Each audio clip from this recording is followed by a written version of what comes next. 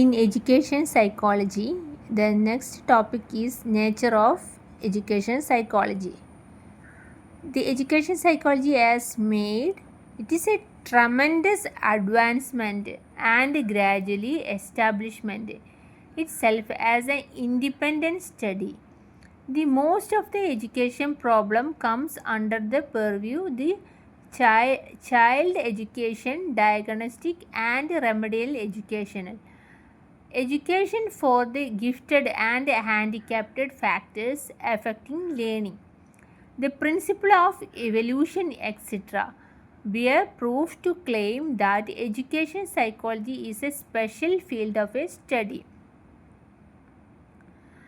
The study of classroom climate, the technique of behavior modification, program learning, micro teaching, software and hardware approaches, the computer assistant instructions are all areas developed by the education psychologist.